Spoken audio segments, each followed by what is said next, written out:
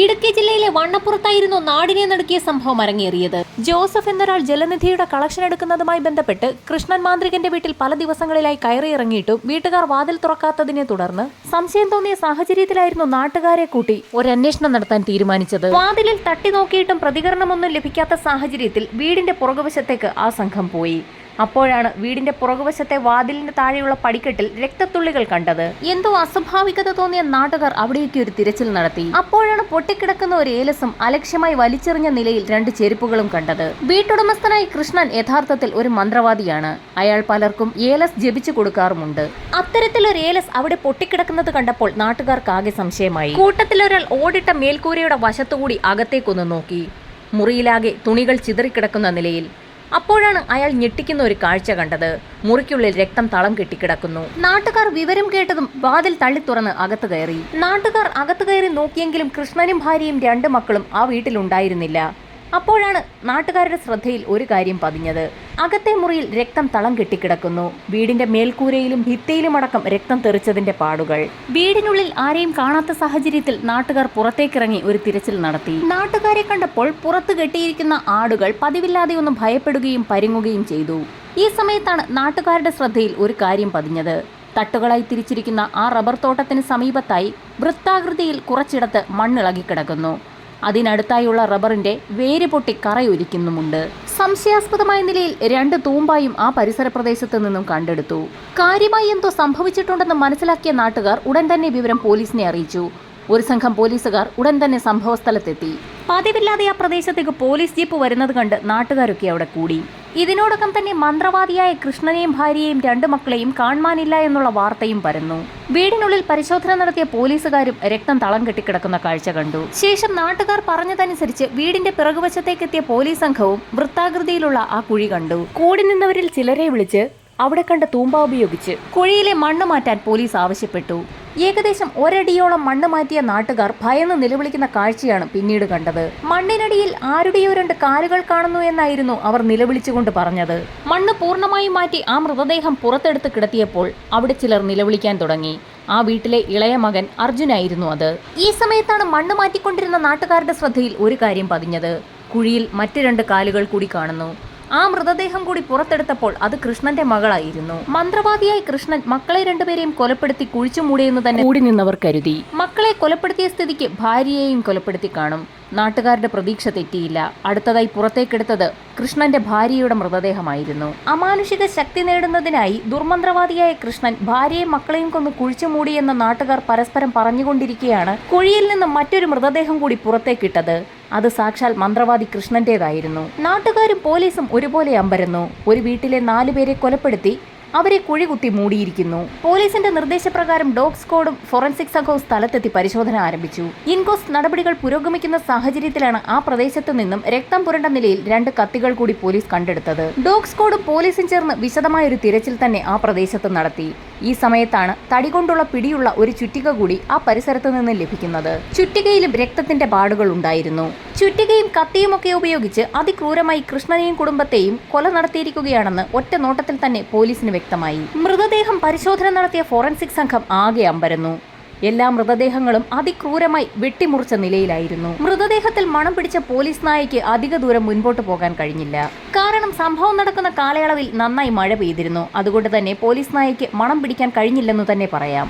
വീടിനുള്ളിൽ വലിച്ചെറിയപ്പെട്ട തുണികളിൽ നിന്നുൾപ്പെടെ ഫോറൻസിക് സംഘം വിരലടയാളങ്ങൾ പരമാവധി ശേഖരിച്ചു. മന്ത്രവാദിയെയും കുടുംബത്തെയും കുറിച്ചുള്ള കൂടുതൽ വിവരങ്ങൾ നാട്ടുകാരിൽ നിന്നും ബന്ധുക്കളിൽ നിന്നും പോലീസ് ശേഖരിച്ചു. കൊല്ലപ്പെട്ട കൃഷ്ണന്റെ കുടുംബക്കാർ പാരമ്പര്യമായി മന്ത്രവാദികളായിരുന്നു. 5 സഹോദരന്മാരും 4 സഹോദരിമാരും ഉണ്ടെങ്കിലും അവരാരുമായി വലിയ ബന്ധമൊന്നും കൃഷ്ണനും കുടുംബത്തിനും ഉണ്ടായിരുന്നില്ല.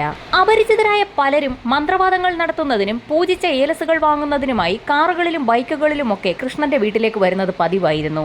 കൃഷ്ണന്റെ സഹോദരന്മാരും സമാനമായ രീതിയിൽ മന്ത്രവാദം നടത്തുന്നതിനാൽ അവർ തമ്മിൽ ഒരു അസൂയ ഉണ്ടായിരുന്നു എന്ന് പോലീസിന് കണ്ടെത്താനായി. ഒരുപക്ഷെ കൊലപാതകങ്ങൾക്ക് പിന്നിൽ സഹോദരങ്ങളാണോ എന്ന് പോലും പോലീസ് സംശയിച്ചു. ഇൻക്വസ്റ്റ് നടപടികൾ പൂർത്തിയാക്കിയ ശേഷം മൃതദേഹങ്ങൾ പോസ്റ്റ്മോർട്ടത്തിനായി ഷിഫ്റ്റ് ചെയ്തു.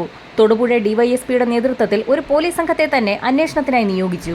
അന്വേഷണ സംഘം 3 തിരിഞ്ഞ് ചോദ്യം ചെയ്യേണ്ടവരുടെ ലിസ്റ്റ് തയ്യാറാക്കി തുടങ്ങി. കൃഷ്ണന്റെ ബന്ധുക്കളുടെയും സുഹൃത്തുക്കളുടെയും നാട്ടുകാരുടെയും മാത്രമല്ല, അവരുടെ മക്കളുടെ സുഹൃത്തുക്കളുടെയും പരിചയക്കാരുടെയും കൂടി വിശദമായ ഒരു ലിസ്റ്റ് തന്നെ ചോദ്യം ചെയ്യലിന് തയ്യാറാക്കി. കൃഷ്ണന്റെ മൂത്ത മകളായ ആർഷ തൊടുപുഴ ഗവൺമെന്റ് കോളേജിലായിരുന്നു പഠിക്കുന്നത്. കൊലപാതകം നടക്കുന്ന ദിവസം രാത്രി 10:55 വരെ ആർഷ സുഹൃത്തുക്കൾക്കൊപ്പം സംസാരിച്ചിരുന്നതായി മൊബൈൽ ഫോൺ കേന്ദ്രീകരിച്ചുള്ള അന്വേഷണത്തിൽ കണ്ടെത്തി. തൊട്ടടുത്ത ദിവസം കോളേജിൽ വെച്ച് കാണാമെന്ന് പറഞ്ഞ് ആർഷ കൂട്ടുകാർക്കയച്ച മെസ്സേജുകളും പോലീസ് കണ്ടെടുത്തു. 10:55 വരെ ആർഷ ഓൺലൈനിലുണ്ടായിരുന്നു. അതിനാൽ തന്നെ കൊലപാതകം നടന്നത് 10:55 ശേഷമാണെന്ന് പോലീസ് വിലയിരുത്തി.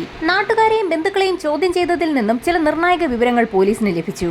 കൃഷ്ണൻ വളരെ പ്രസിദ്ധനായ ഒരു മന്ത്രവാദിയായതുകൊണ്ട് തന്നെ കാറിലും ബൈക്കിലും ഓട്ടോയിലുമൊക്കെ അയാളുടെ വീട്ടിലേക്കെത്തുന്ന ആളുകളെയും സമാനമായ തൊഴിൽ ചെയ്ത് ജീവിക്കുന്ന അയാളുടെ പരിസരവാസികളായ സഹോദരങ്ങൾ ശ്രദ്ധിച്ചിരുന്നു. കൂട്ടത്തിൽ താടി വെച്ച ഒരു പയ്യൻ കൃഷ്ണന്റെ വീട്ടിൽ കയറി ഇറങ്ങുന്നത് പതിവായിരുന്നു. കൂടാതെ ആ പയ്യന്റെ ബൈക്കിന്റെ പിന്നിലിരുന്ന് കൃഷ്ണൻ പലപ്പോഴും യാത്ര ചെയ്യുന്നതും പരിസരവാസികൾ കണ്ടിട്ടുണ്ട്. കൃഷ്ണനുമായി വലിയ അടുപ്പമൊന്നുമില്ലാത്തതിനാൽ ആ പയ്യൻ ആരാണെന്ന് തങ്ങൾക്കറിയില്ല എന്നായിരുന്നു പോലീസിന് നാട്ടുകാർ നൽകിയ മൊഴി. ആ വീട്ടിൽ സ്ഥിരമായി വരാറുള്ള പയ്യൻ സംഭവം നടക്കുന്ന ദിവസങ്ങളിലും വന്നിട്ടുണ്ടോ എന്നറിയുന്നതിനായി പ്രദേശത്തുള്ള മുഴുവൻ CCTV ദൃശ്യങ്ങളും പോലീസ് ശേഖരിക്കാൻ തീരുമാനിച്ചു. എന്നാൽ സംശയാസ്പദമായ നിലയിൽ CCTV ദൃശ്യങ്ങളിൽ നിന്ന് ഒന്നും തന്നെ കണ്ടെത്താനായില്ല. ഈ സമയത്ത് ഒരു സംഘം പോലീസുകാർ പ്രദേശത്ത് നിന്ന് ലഭിച്ച ആയുധങ്ങൾ കേന്ദ്രീകരിച്ചും ഒരു അന്വേഷണം നടത്തി. കത്തിയും ചുറ്റികയും ഒക്കെ വിൽക്കുന്ന കടകൾ കേന്ദ്രീകരിച്ചായിരുന്നു ആദ്യത്തെ അന്വേഷണം. അന്വേഷണത്തിന്റെ ഭാഗമായി നിരവധി കടകൾ കയറിയിറങ്ങിയ പോലീസ് സംഘം അവസാനം ഒരു കടയിലെത്തി. അത് കത്തിയും മറ്റുമൊക്കെ ഉണ്ടാക്കി കൊടുക്കുന്ന ഒരാലയായിരുന്നു.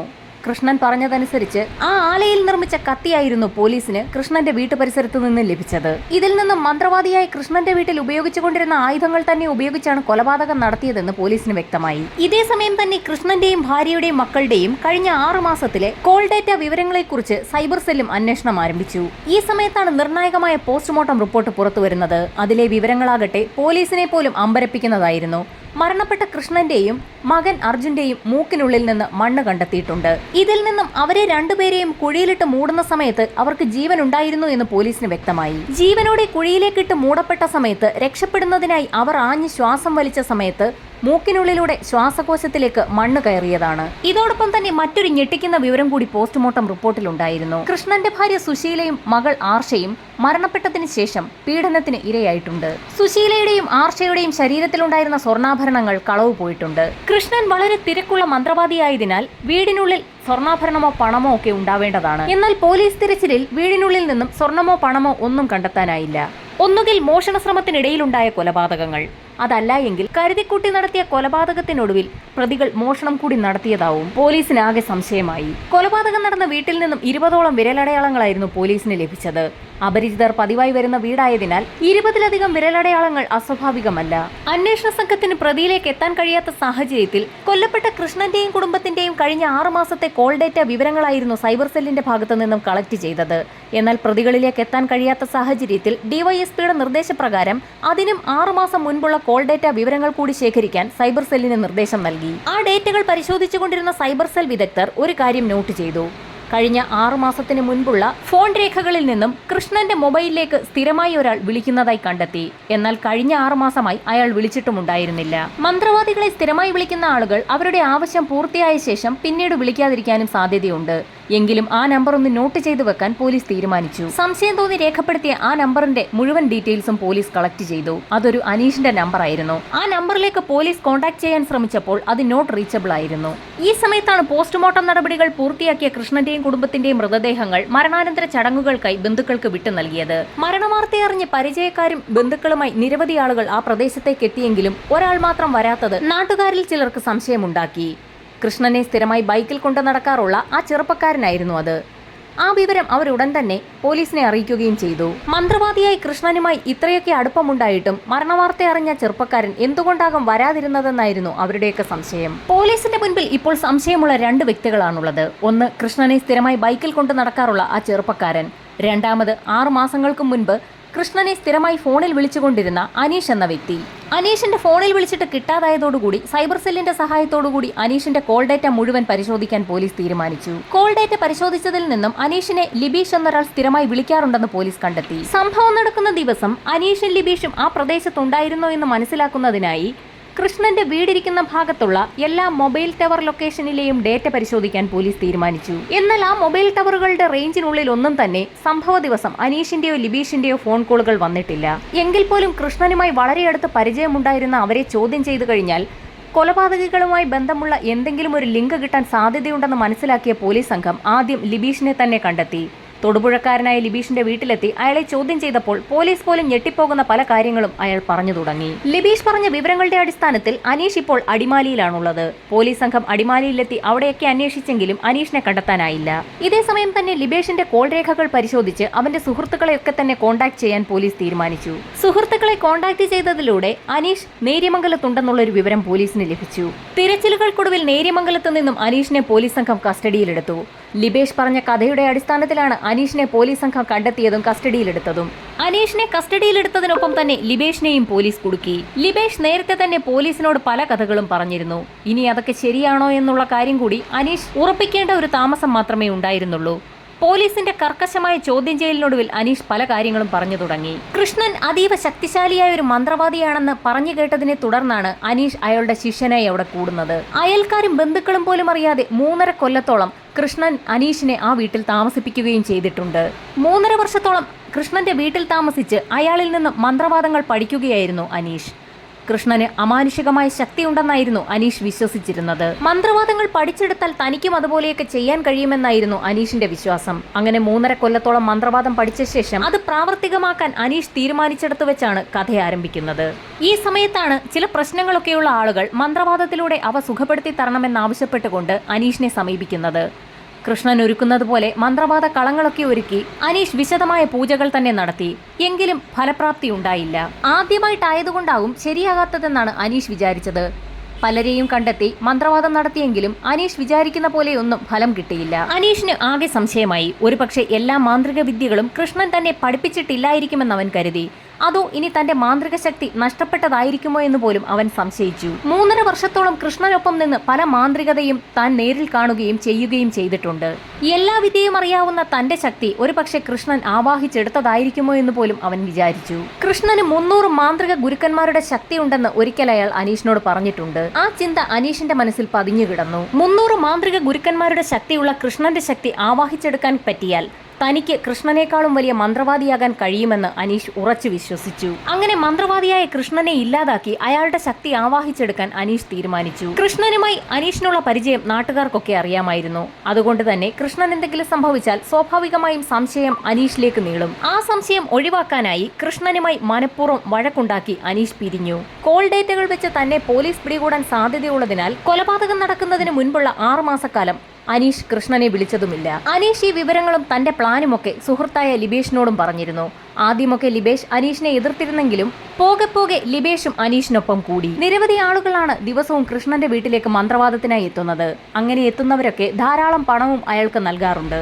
കൃഷ്ണനെയും കുടുംബത്തെയും ഇല്ലാതാക്കിയാൽ ആ സ്വർണവും പണവും ഒക്കെ അനീഷ് ലിബേഷിന് നൽകാമെന്ന് വാക്ക് നൽകി. ആ വാക്കാണ് ലിബേഷിനെ അനീഷിനൊപ്പം കൂടാൻ പ്രേരിപ്പിച്ചത്. സംഭവം നടന്നാൽ മൊബൈൽ ഫോൺ ട്രാക്ക് ചെയ്ത് പോലീസുകാർ തേടിയെത്താൻ സാധ്യതയുള്ളതിനാൽ ലിബേഷ് അനീഷിന്റെ ഫോൺ കൂടി വാങ്ങി തന്റെ വീട്ടിൽ വെച്ചതിന് ശേഷം ഒരു ലിവറും സംഘടിപ്പിച്ച് തൊടുപുഴയിൽ നിന്നും ബൈക്കിൽ കൃഷ്ണന്റെ വീട് ലക്ഷ്യം വെച്ച് യാത്ര തിരിച്ചു. വീടെത്തുന്നതിന് മുൻപായി ആരും കാണാത്ത ഒരു പ്രദേശത്തേക്ക് ബൈക്ക് ഒളിപ്പിച്ചു വെച്ച ശേഷം ഇരുവരും നടന്ന് കൃഷ്ണന്റെ വീടിന് സമീപത്തെത്തി. നേരം അർദ്ധരാത്രിയായതിനാൽ പ്രദേശവാസികളെല്ലാം ഉറക്കത്തിലേക്ക് വീണു. പ്രദേശത്തെങ്ങും ആരുമില്ലെന്ന് മനസ്സിലാക്കിയ സംഘം സ്വിച്ച് ബോർഡ് തുറന്ന് വീട്ടിലേക്കുള്ള ഫ്യൂസ് അങ്ങൂരി.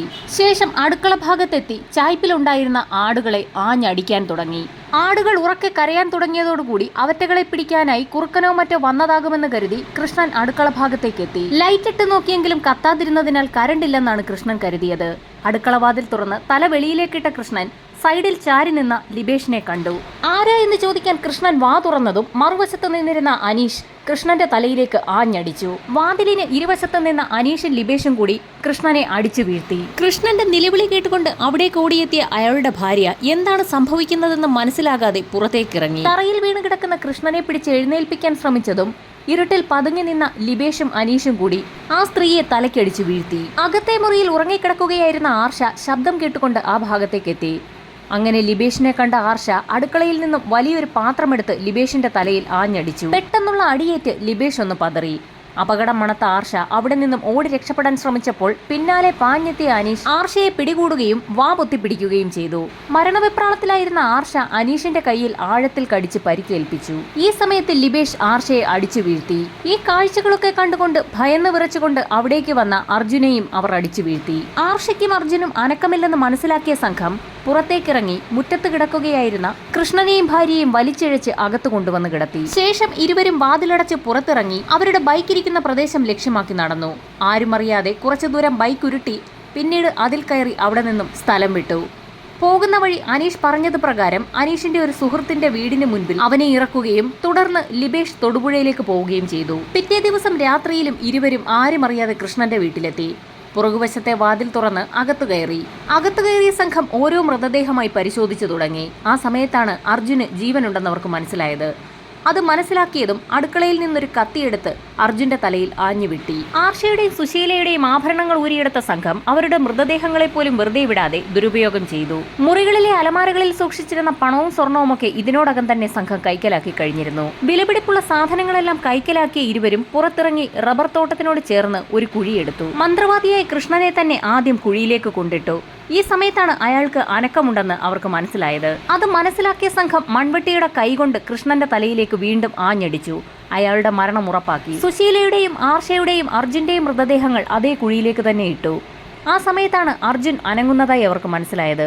അർജുനെയും മൺവെട്ടിയുടെ കൈകൊണ്ട് ആഞ്ഞടിച്ച് ചലനമില്ലെന്ന് ഉറപ്പാക്കി. ശരിക്കും ആ 4 പേരെയും ചെറിയൊരു കുഴിയിലേക്ക് ഇടിച്ചു താഴ്ത്തിയെന്ന് തന്നെ പറയാം. കുഴി മൂടിയ ശേഷം മൺവെട്ടിയും കത്തിയുമൊക്കെ ആ പ്രദേശത്തേക്ക് തന്നെ അവർ വലിച്ചെറിഞ്ഞു. തിരിച്ച് അടുക്കളയിലേക്ക് തന്നെ കയറി വാതിൽ അകത്തുനിന്നടച്ച് കുറ്റിയിട്ട ശേഷം പ്രധാന വാതിൽ വഴി പുറത്തിറങ്ങിയ സംഘം അവരുടെ ബൈക്ക് എടുത്ത് അവിടെ നിന്ന് സ്ഥലം വിട്ടു. അനീഷ് അവിടെ നിന്നും പോയത് ഒരു മന്ത്രവാദിയുടെ അടുത്തേക്കാണ്. മന്ത്രവാദിയുടെ അടുത്തെത്തിയ അനീഷ് ഒരു കോഴിയെ ബലി നൽകിക്കൊണ്ട് അവൻ പിടിക്കപ്പെടാതിരിക്കാൻ വേണ്ടി നന്നായി പ്രാർത്ഥിച്ചു. മന്ത്രവാദിയായ കൃഷ്ണനെ കൊന്നതോടുകൂടി അയാളുടെ മുഴുവൻ ശക്തിയും ലഭിച്ചതിനാൽ തന്നെ ആരും പിടികൂടുകയില്ല എന്നുള്ള ഉറച്ച വിശ്വാസമായിരുന്നു അനീഷിനുള്ളത്. അനീഷിനെയും ലിബേഷിനെയും പിടികൂടിയ പോലീസ് സംഘത്തിന് കോടതിയിൽ കുറ്റപത്രം സമർപ്പിക്കാൻ 90 ദിവസത്തിനുള്ളിൽ കഴിയാതെ വന്ന സാഹചര്യത്തിൽ ഇരുവർക്കും കോടതി ജാമ്യം അനുവദിച്ചു. ജാമ്യത്തിൽ പുറത്തിറങ്ങിയ അനീഷ് ഏതാനും നാളുകൾക്ക് ശേഷം മരിച്ച വാർത്തയാണ് പിന്നീട് നാട്ടുകാർ കേട്ടത്. ഒരാഴ്ചയായിട്ടും അനീഷിനെ വീടിന് പുറത്തേക്ക് കാണാഞ്ഞ സാഹചര്യത്തിൽ നാട്ടുകാരും പോലീസും ചേർന്ന് നടത്തിയ പരിശോധനയിൽ അനീഷിനെ വീടിനുള്ളിൽ നിന്നും വിഷം കഴിച്ച് മരിച്ച നിലയിൽ കണ്ടെത്തുകയായിരുന്നു.